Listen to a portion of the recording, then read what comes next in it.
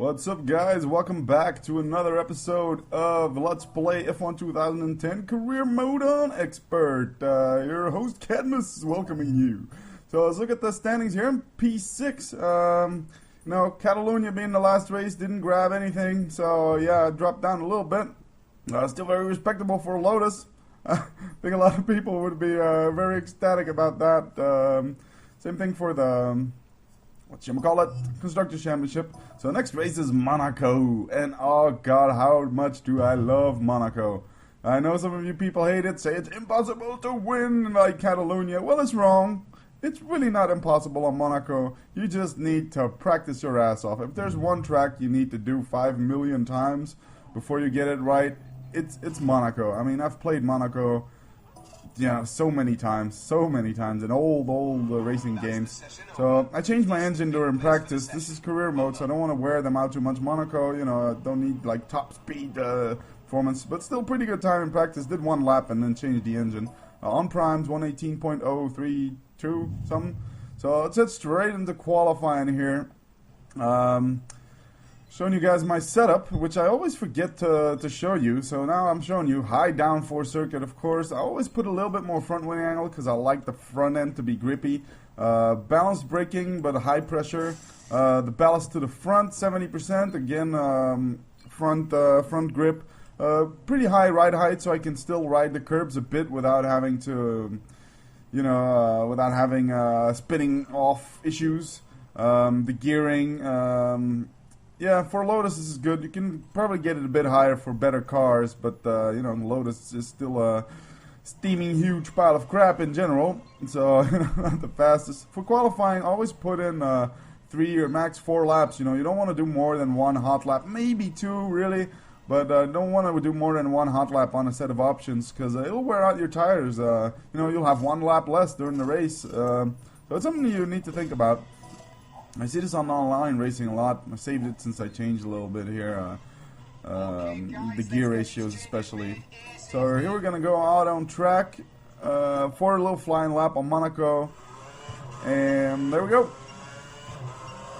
So I'm going to try to walk you through here. It's going to be blind and fast. You brake, I don't know where, but a bit in front of that overhead. It's really feeling it. Here I get a corner cut, so let's start over again.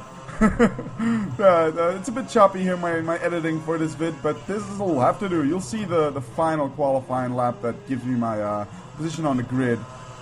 This is the second qualifying lap I'm doing.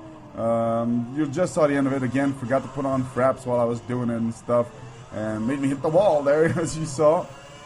But no worries. You'll see the best qualifying lap. Still not too bad. 1:17.231. Thinking, well, I see Alonso is 6/10 behind me, so I'm figuring, I might just even make it. So why not go on to the teammate challenge? I talked to you guys about this before. Here you see it. There's these 5 criteria where you get measured against your teammate. I outraced Trulli, got more podiums, out-qualified him, fastest lap, he got 1 in Catalonia, and I got more championship points. Now this relates to your position in the team. You can get like on equal status even if you got a contract a second driver if you consistently beat him. And if I want to stay with Lotus this year, which I think I'm going to do unless I get a Williams contract, I will get first driver position next season offered. Here again, brake a bit before that overhead. Take this one in third. Try to cut it as much as you can, but it's tricky with the corner cutting you saw in my first lap here. Here, Alguersuari taking, a couple hundredths off my time. You go flat out, then you go to 5th, drop back. Here you go flat out again, drop back to 4th, flat out again.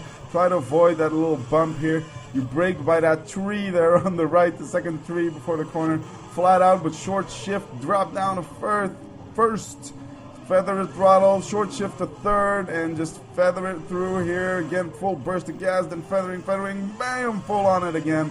A lot of short shifting on this track to limit the wheel spin, exiting out of corners. At least that's how I do it. And here, this is a pretty insane move. Look at that. You can brake around the 100-meter mark and go up on the inside. Again, losing a couple of hundredths in any case with that maneuver. Drop down 1 gear and flat on. Drop down 1 gear, off the gas, flat on again, flat out through here. You brake very late. You can take this in 3rd. It's a faster chicane than you would think.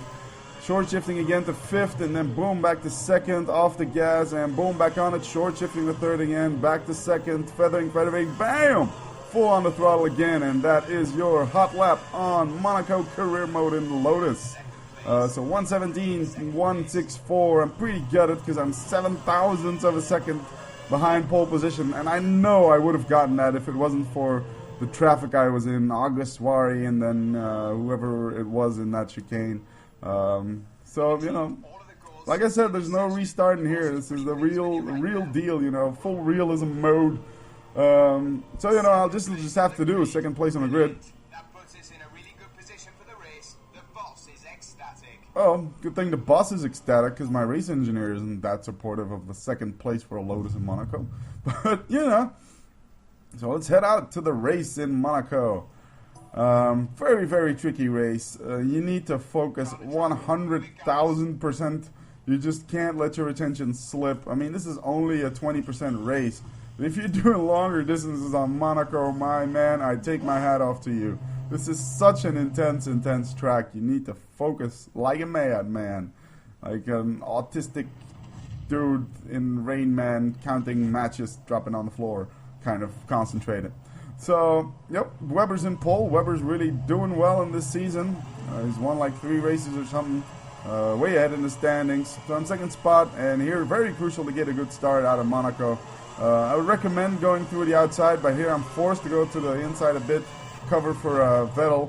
Here I'm thinking, oh, I might get Webber, but no, so I move back over to the middle of the road and make sure nobody passes me, because they do have some better top speed here, especially in this section. Dropping down again, making sure I'm hitting the inside line here, not letting anyone through. And here I mess it up, almost hit the barrier. You see something a lot in this race, almost hitting the barrier. It's Monaco after all. So Webber's, wow, flying here through this lap, but I'm trying to catch him up, you know, staying focused, not too worried about who's behind me, because, you know, as long as you don't mess up, people just, it's very hard to pass you. And I'm coming up to a sequence where the AI is pretty slow. The top speed, I can't take them, but they're very, very slow through that chicane. And then to back in the bus stop, well, no, the bus stop, that's in Spa. So that's not it. Here you see how slow he's through the chicane. He's slow through that corner too. So I'm right under his wing, and then the next chicane, they're very slow, so I know I have an opportunity here, and I dive down the inside. Don't hit him or anything, just clean pass here, and I'm in P1 after one lap, and I knew I had to pass him right away. And now it's basically just a matter of trying to make a gap and holding on, not making any mistakes for 16 laps on Monaco, and you know you'll have a good position then. So, very tricky corner. It's so easy to lock up the brakes and go straight ahead into the wall there. So it's better to brake a little bit early than a little bit late. You know, that's definitely, as I've been saying before, no need to do like quali laps constantly. I am pushing here now on my options, trying to build a little bit of a gap because I'm wary of the pit stops. Such a short pit lane, everybody pitting at the same time, and you get held up in the pits. It happened to me before in Monaco, where I pit from P1 and I come out in like P18 or something, because, you know, just the whole field, my lollipop guy had me wait till the whole field passed through. I mean, CM did fix it a bit, but on the shorter pit lane, especially like Monaco, it's still an issue. It's still an issue. Lollipop guy won't let you go. So you really need to nail all your braking points and manual gears, even though hit the barrier there. Lucky not to lose my wing. That was touchy, but I'm building up quite a nice gap to the AI in this sector, because they're very slow through there, but then they're really fast from this sector on until the Casino turn. They're really fast, so they always catch me back up. I have one of the options, rear options, already turning yellow. My scheduled pit stop is, I think, lap 4, maybe 5. I think it was lap 4, the scheduled pit stop. And, you know, just basically just pacing yourself, not making any mistake, and just being focused. Focus like a madman. Focus like a Rain Man. And you see this when I get out of focus. You see me making little errors like I just did here, you know. It's very hard to stay in focus. But to all these folks saying, oh, Monaco, it's impossible. It's, you know, like Catalonia, the AI is too strong here. Now, mind you, this is Legend AI, unmodded Legend AI. Expert mode, so no assists or anything helping me out here, and you know, I qualified second, and now I'm leading the race. And I'm not saying I'm such a great driver. I'm decent enough, I guess, but you know, if I can do it, anybody can. It's just a matter of practice, really. So I hope people that watch this video finally, because there's, recurring posts on the forum. You see, Monaco, oh, it's impossible, oh, it's so hard, and it's a hard track, I give you that, but, with practice you can get anywhere. Ooh, and there goes my wing. Well, not all of the wing, luckily, it's just yellow, so I figured, fuck, I'm just gonna keep going. So yeah, Monaco, definitely not impossible. Just keep practicing, you'll nail it at some point. Just keep practicing. And especially do it on manual gears, because the automatic gears, it's just too hard. You need to really control your gearing through the corners here. It helps you memorize the circuit and memorize your pace and get a good raw pace going. Because I know I take this in 5th, I know I take this in 4th, I hear the engine revving, I know what speed I'm at approximately. And this all comes with practice, of course. And Webber's still gunning it, he's right behind me, but there's a 2-second gap to Hamilton and Vettel. So that bodes pretty well. So here's the options starting to fall away, but I don't really feel it that bad. On some tracks when you get on yellow options, you're like slipping all over the place. Some tracks you don't. I don't know what it is, driving style, I don't know, but sometimes, even on yellow options, you're still doing good times. Ooh, that was close to the wall there, right there. That was very close. I am more cautious through the fast speed turns now when I'm on yellow options. But I think I'm supposed to pit in this lap, but I don't do it because I'm not comfy enough with the gap. So, and I'm really too wary of the pit stop bug. They're too close behind me. If everybody runs in now and I run in all the way in the back of the pit lane, I'm gonna get held up like a motherfucker. And I'm still breaking a pretty nice gap again in that last sector. Something, yeah. So here now I'm gonna do my pit stop. Options are turning orange, so it's dangerous territory. And I'm a bit surprised that not more of my immediate competitors pitted, because it's a scheduled pit stop. Usually everybody and their mama comes in here. So here I'm like, oh shit, this strategy might just backfire on me right here. This is a tricky corner. I mean, the traction, really short shifting through here is the key to speed. Just, you can almost go flat out, but just make sure you short shift so you don't spin out or, increase the tire wear too much. So really lots of short shifting on this track. Hit the wall there a little bit again. All these little sparks flying off. That was pretty sweet. You brake, well, that's actually at the 50-meter mark you can brake. Just, don't carry too much speed through, or it'll be too slow through this section. And yep, still got a pretty decent gap here to Webber. I'm thinking, okay, not too bad, not too shabby. And I'm gonna pit, or maybe it was this lap was my scheduled pit stop, and I'm going one further. Yep, looks like that. Lap 5 was my scheduled pit stop, but still not a lot of them are pitting. You can see some of them coming in, but Webber and Hamilton both staying on track as well, which kind of puts a wrench in my plans. But I know I just need to do a good lap here. I got a 1.3 second gap to Webber, 2.6 gap to Hamilton, so I'm not really creating much of a gap, but at least it's some distance. And I know I have my wing that's gonna get replaced. Another thing could be worked on for 2011. If you don't want your wing changed, you should be able to tell them so, because I'm still doing pretty good lap times with a damaged front wing. It's like Felipe Massa, his engineer. There's this funny team radio of this season where he has a damaged front wing, and then Rob Smedley, his race engineer, says, half a second faster with a damaged front wing. Looks like we solved the problem or something. So, I don't want to change my front wing. It's going to cost me a second or two extra on the pit stop. And I'm comfortable enough in the car now, so I just want to be able to tell my race engineer, don't change the front wing, it's fine. I can't be held up in the pits for longer. Here I lose a lot of time, though, bumping into the wall again. So I'm going to pit, and I'm going to have to be forced to change my front wing. So, yeah, that's just how the game works at this point. I mean, it's not a big bug. I have a red rear tire, so I really needed to come in. I like these short pit lane entries because you can't mess up that much. And here, it's praying, just get the braking right, so I brake a bit early, I think. And then just praying not to get up. You see me looking backwards, I'm like, okay, this is looking good, okay, nobody's around, they're letting me go. Yes, they're letting me go, woohoo!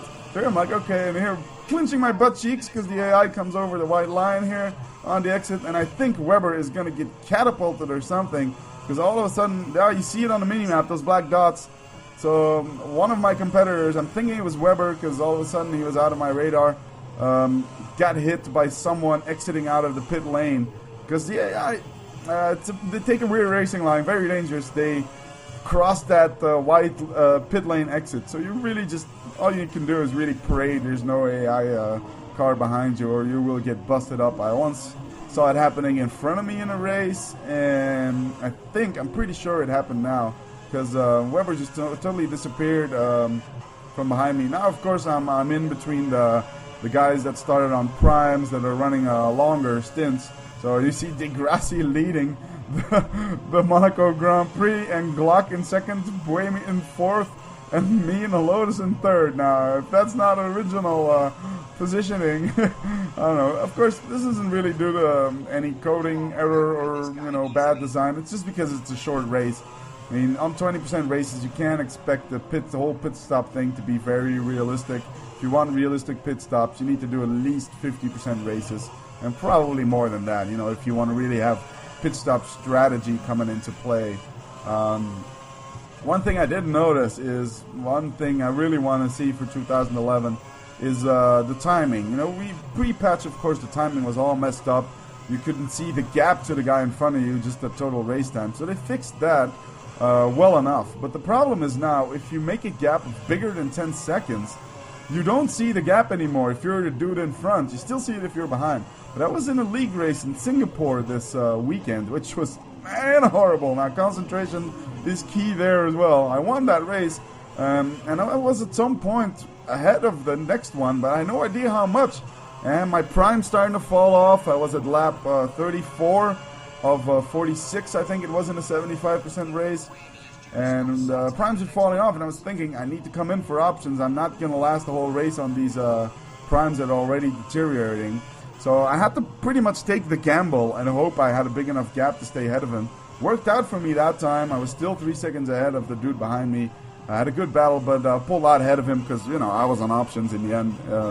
I was faster with a light car on options, did some pretty good lap times. But, something really important, the gap times. At any time, I need to know where the dude I'm racing is. Is he 30 seconds behind, a minute behind, 12 seconds behind? Because as soon as you hit a bit more than 10-second gap, well, you're boned. You don't know it. You don't know. It could be 12 seconds, could be 30 seconds. You just don't know. And you don't see an entire mini-map either of the track. That doesn't help. So here, Buemi's nicely holding up Vettel for me. Kind of. He's still driving way too fast on worn-down primes, but still. So here I'm just keeping my pace. I have 4.4 seconds to Vettel. I have 7 laps to go, something like that. Let me take a sip. So here it's definitely a matter of just keeping a good pace, not pushing the car to the limit. That makes myself too mistake prone, but just keep a good, solid, steady pace, and don't cut too many corners or you get a time penalty as well. You're dropping down again. It's a very tricky corner, but you can win so much time in that last sector if you get the braking right. You just kind of let it roll through and short shift all the way to 5th. And almost as soon as you hit 5th almost, you drop back to 2nd. You try to hit that apex. I don't do it that many times in this race, I am aware. And one thing you got to be careful about in that last corner before the straight is the back end really wants to step out. And again, that's where Massa's in the pits. I guess he was running long stints too. So like I said, it helps if you're ride height and spring stiffness. You'll be less prone to spin out if you get the right combination going there. And it's basically just a matter of testing everything out. I mean, I pretty much don't know what any of these things do. I just try out different values in my setup, and then I find something that I feel comfortable with. But that's basically it. That's how I drive. I mean, I don't know anything technical about setups or anything. I just purely do it on feel. Here, wow, that was dangerous. I hit that curb just a bit too much. The curbs, especially around there, are very, very slippery. Gotta watch out with those curbs. Better not to touch them at all. Here you can take the curbs quite aggressively. It's dangerous to spin out. It is possible in that area, but they're not as slippery as those other two corners. So still Buemi behind me, and he's definitely gunning it. But still nice gap to Vettel. I mean, you see him on the mini-map, but he's quite a distance behind. He's closing down the gap a bit, but it's so hard to pass on this track that I'm not that worried, actually. I'm just really worried the most about getting my car home in one piece. That's basically just it. And you gotta give credit to Codemasters here on how nicely they made this game from a graphic perspective. I mean, look, it's so close to reality if you look at an onboard lap of Monaco. It's just so awesome. All these buildings. I mean, if you look at old racing game vids, Monaco, it's kind of like a desert, you know, you don't have like one or two buildings maybe. Here, every building is down to the T. They have these cranes to lift out the cars. The tunnel, the sound effects going through the tunnel are pretty insane too. You can really hear the engine resonating here.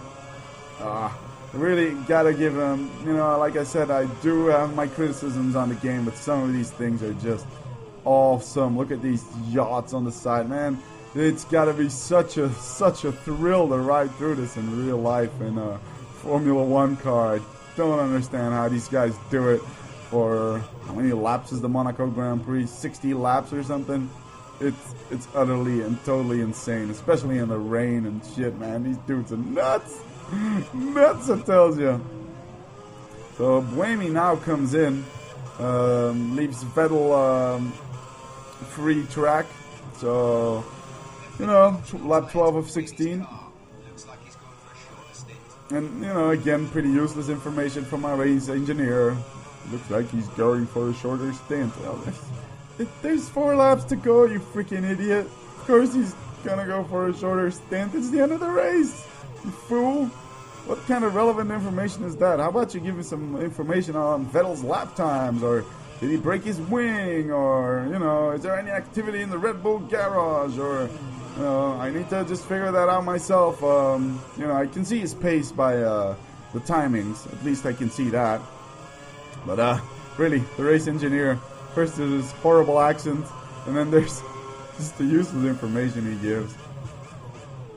And really, I mean, Monaco, once you get it down, there's just a few areas where you really need to be careful not to crash the car.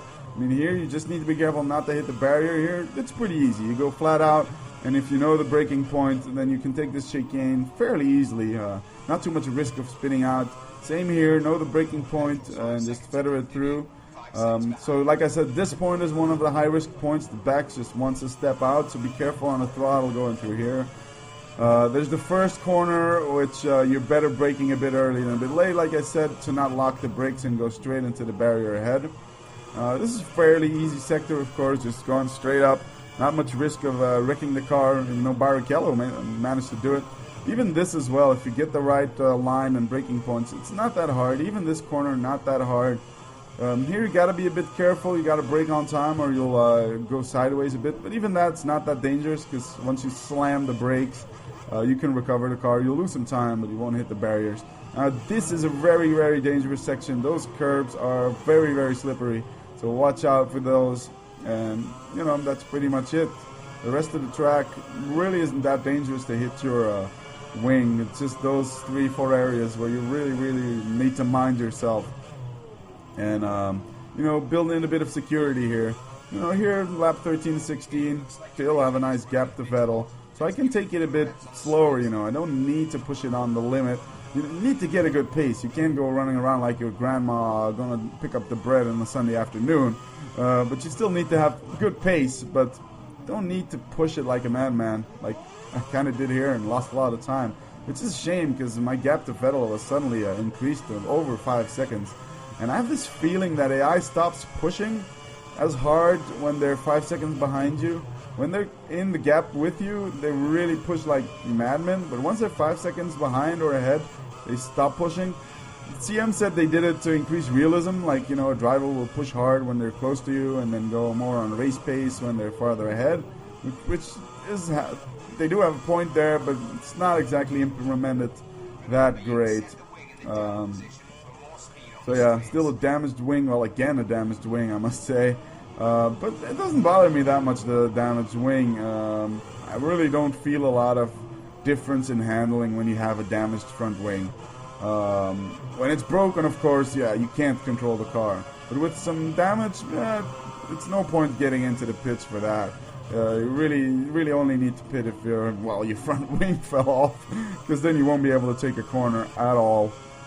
But yellow, yeah, when you look at it in the replay, it's actually quite nice. You can see one of those little pods on front of the wings is usually what's breaking off. But, you know, like I said, it's kind of like Massa in, I don't know which Grand Prix it was, maybe Canada, not entirely sure which it was. But he lost his front wing and he started lapping half a second a lap faster. I mean, of course it didn't have to do with the front wing, it was an inside joke with his race engineer, of course. But, you know, it's still, you know, don't need that much. It won't hurt your lap times too bad. So here's Vettel's catching up to me, 2.3 seconds behind. Alonso's in third. Like I said, Rosberg, he's kicking ass in this game, in fourth. But, you know, there's 2 more laps to go. The gap is nice. I'm not under too much pressure from Vettel, and I'm definitely lifting off here. I mean, just building an extra security margin into my how I take my corners, just to make sure I don't, you know, cock it up in the last lap or something. So just, I don't care too much if he gets within a second of me, you know, I'm just trying to keep him behind me well enough. So I have room for one little error maybe, you know, one little spin or something, you know, nothing like hitting the barrier, but, you know, a little spin and correct, you know, slamming on the brakes and correct your spin. That's something that can go for me as well for 2011. Sure, it makes it a lot easier, but to me, you know, it's just not. I've never driven an F1 car, but I don't think it's very realistic that once you start spinning, you slam the brakes and the car corrects itself. I'm pretty sure that's not how it works in an F1 car. So that's something, you know, some kind of a hidden aid in there, like spin recovery, which really shouldn't be there. Still need good reaction time to slap on the brakes fast enough, but it's too unrealistic, I think. Like I said, I haven't driven an F1 car, and it would probably hit the barrier within a second. So here we are, the last lap, good gap to Vettel. That makes me think about, I didn't race an R Factor, never raced it, but I came across this video, this Gregor Hutu guy, which I'm sure you R Factor fans know. He's apparently some legendary alien fast sim racer, and no, it's iRacing, it's not R Factor, which I don't play either, but and iRacing gave him the opportunity to drive a real open-wheeler car. It wasn't an F1 car, of course. I think it was a Star Mazda car. And he actually had some pretty decent lap times. And the dude didn't even have his real driver's license. It's pretty funny vid. I'm sure if you type in Gregor Hutu iRacing or something like that, you'll find it. For the last few corners, edging it through. Good gap to Vettel. You won't catch me here. I just need to get this car to the finish. No safety car in the game, so don't have to worry about an Alonso Schumacher situation. And there we go. This is how you win the Monaco Grand Prix on Legend and AI expert settings, no assist, and Lotus. There you go, fellas. It's definitely not impossible. First victory in the season. First victory for this little virtual rookie in the Lotus. Awesome. What a win. Well, wouldn't you be a bit more ecstatic, please? You know, please. I won Monaco in the Lotus, you know, just give me some immersion, something. A podium ceremony would be awesome. Here you see Weber and Schumacher. So Weber got out of the pits probably, and Schumacher ran straight into his ass. So I do a good job here in the standings for the Drivers' Championship. Up to 4th, and Lotus up to 4th with me, equal to Mercedes right now. So yeah, I really love to see a podium ceremony, or like a cool down lap, you know, an in lap after the race, and you have these marshals waving flags and stuff. And this is win is doing good stuff for my reputation. You know, just some more immersive, something that makes you feel like you accomplished something. Like here, you just get this press conference, which is cool. And the weird thing is they even have modeled all the drivers. Look, they even look like Vettel and Alonso. But you know. It's something for 2011. I hope they really do. It's not a big problem in this game. I really don't mind, but it's something they should think about for 2011 for sure. So here again, interviews. It's all going to depend. Like I said, my goal is probably to stay with Lotus. But if Williams drive might come up, but you need pretty high reputation, so I don't think I'll get it. The for Williams drive may come up. I will take it, but otherwise I want to stay with Lotus. So I'm not going to slag off the team too much. I'm not going to be praising them all the time either. I'm going to stay fairly neutral. You know, try to answer like I would answer with these goals in mind. You know, try to keep it realistic again. Real stuff, man. But here, you know, will my hard work be recognized? So this is really hinting at, you know, I want equal status with my teammate. So there you go. Monaco, first win of the season. Did a good position here. And next up is Istanbul. Make sure to like, subscribe, and comment for more. And peace out.